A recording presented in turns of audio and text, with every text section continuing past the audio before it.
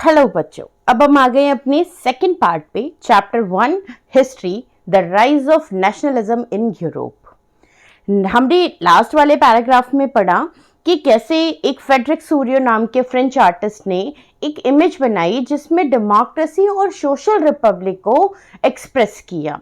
उस एक्सप्रेस करने में उन्होंने बहुत सारी नई चीज़ें दिखाई। उन्होंने दिखाया कि कैसे एब्सोल्यूट मोनार्की एंड होती है और एक नई फॉर्म ऑफ गवर्नमेंट जिसको हम डेमोक्रेसी कह सकते हैं वो राइज हो रही है। उसमें उन्होंने अब चार्टर, राइट्स ऑफ मैन के बारे में बात करी, एनलाइनमेंट के बारे में बात करी, फ्लैग्स जो कि नेशन को रिप्रेजेंट करते हैं उनकी बात करी। हमने देखा कि यूरोप की different countries one by one उस इमेज में पोर्ट्रे की जा रही हैं कि कैसे वो एक एक करके सारी जो कंट्रीज हैं वो डेमोक्रेसी को एक्सेप्ट करने के लिए रेडी हैं। इन सारी चीज़ों में हमने स्टार्ट करा था फ्रेंच रेवोल्यूशन से। Okay, we already studied in a class 9th about the French revolution, because हम इसे कहते हैं first clear expression of the nationalism.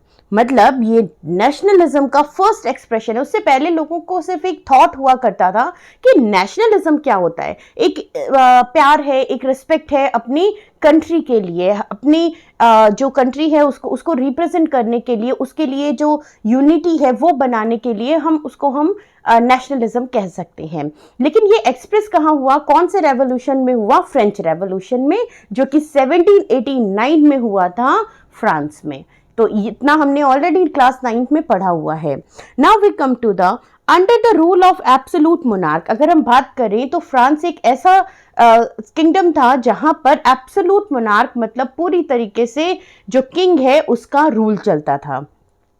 That the political and constitutional changes that came into the wake of French Revolution, political और constitutional दोनों तरीके के changes हमें देखने को मिले जब फ्रेंच रेवोल्यूशन हुआ।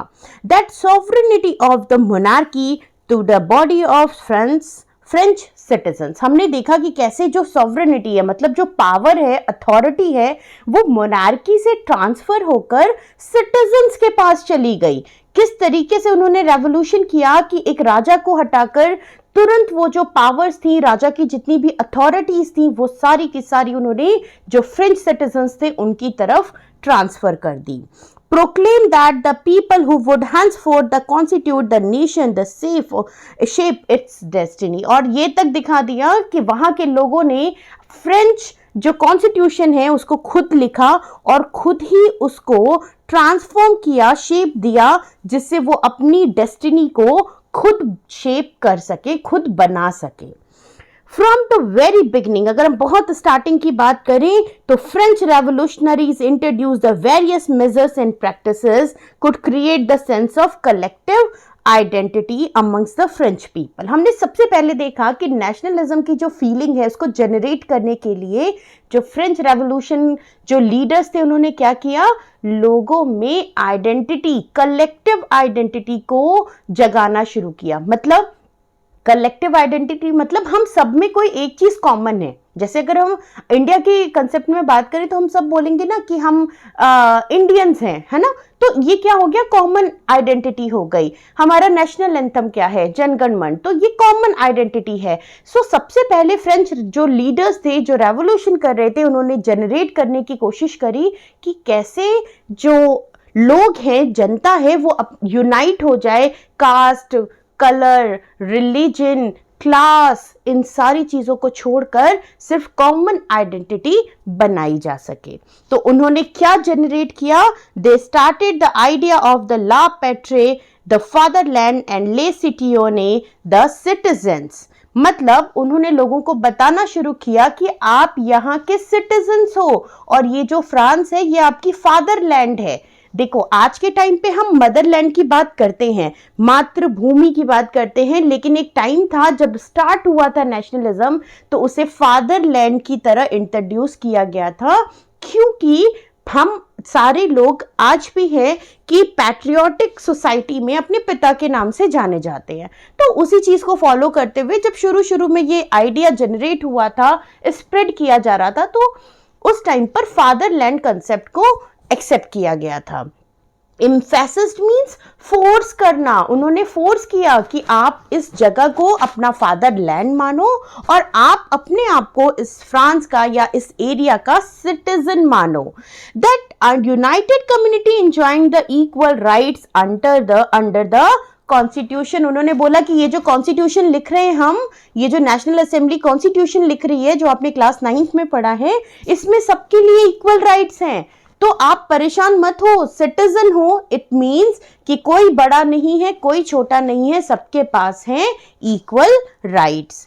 New French flag and try colour chosen to replace the formal royal standard. जो राजा का, जो बर्बन फैमिली का जो रॉयल स्टैंडर्ड का जो फ्लैग था उसे हटा दिया गया और नेशनल असेंबली ने एक नया ट्राई कलर का फ्रांस के लिए एक नया फ्लैग बनाया जिसको कि नेशन वाइड स्प्रेड किया गया कि हर कोई जो फ्रेंच पर्सन है वो उसे अपना फ्लैग माने या अपनी आइडेंटिटी माने.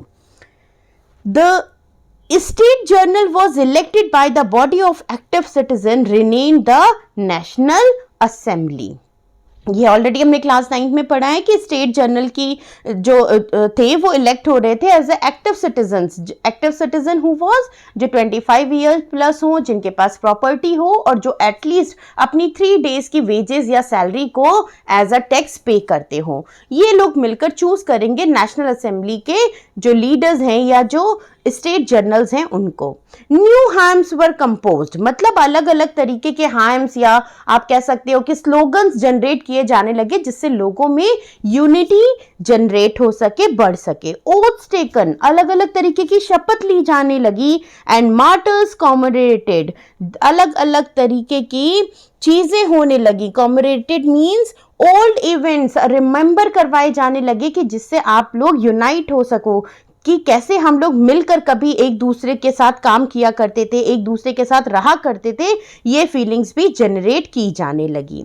All the name of the nation, a centralized administrative system was put in the place of formulated uniform laws. Uniform laws मतलब पूरे फ्रांस में, पूरी जगह पर जहां पर नेशनल असेंबली उस टाइम पर रूल कर रही थी, उसने सब जगह एक जैसे लॉज बनाने की कोशिश करी या फॉर्मुलेट किए.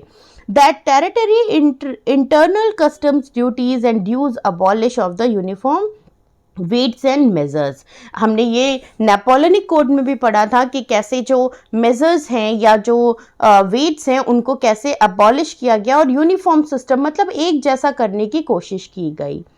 दैट रीजनल डायलेक्ट्स, जो वहाँ की भाषाएं थी अलग अलग एरियाज की, डिस्करेज द एंड फ्रेंच, उनको डिस्करेज करके एक नेशनल जो लैंग्वेज है उसे एक्सेप्ट किया गया जो फ्रेंच लैंग्वेज थी.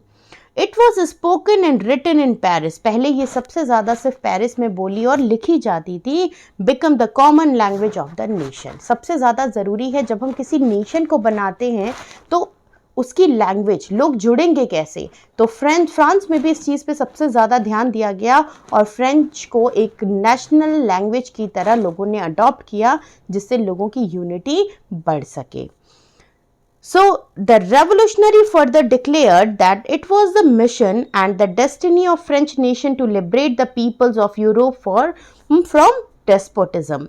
Other word, it helped to other people of Europe to become nation. Revolutionaries ने भरपूर कोशिश करी और डिक्लेयर करने की कोशिश करी कि जो फ्रांस है आज से उसकी जो डेस्टिनी है, जो फ्यूचर है वो कॉमन पीपल के हाथों में है या लिबरेट के हाथों में है और पूरी तरीके से डेस्पोटिज्म खत्म कर दिया जाएगा.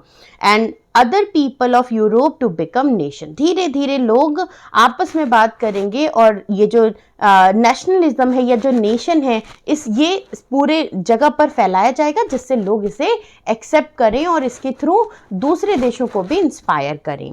When the news of events in France reach the different cities of Europe. धीरे धीरे ये जो इवेंट हुआ था फ्रांस में, नेशनल असेंबली जो बनी थी, ये अलग शहरों में भी, दूसरे शहरों में भी ये जो बातें थी, इवेंट्स थी, ये चर्चा का विषय बन गए। Other members of educated middle class begin setting up in a Jacobin clubs. हमने क्लास 9th में पढ़ा था, जैकबिन क्लब्स बनाए जाने लगे थे।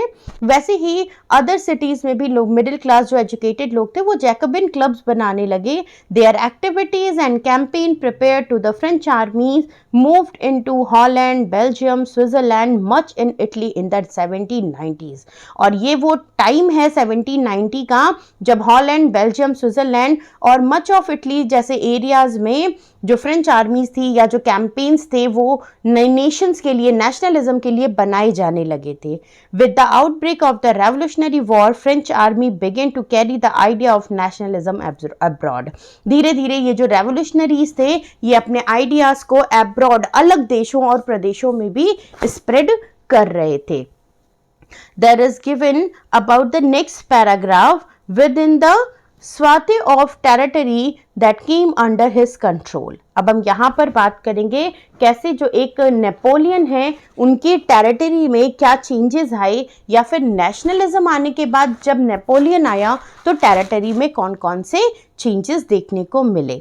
सो we start this one in a next video, because बहुत लंबा हो जाएगा तो समझने में प्रॉब्लम होगी। That 1 page is enough. Okay, so I hope कि आपको ये समझ में आया होगा पैराग्राफ। सो मिलते हैं नेक्स्ट पैराग्राफ में और नेक्स्ट वीडियो के साथ। Please like and share and subscribe this. Thank you.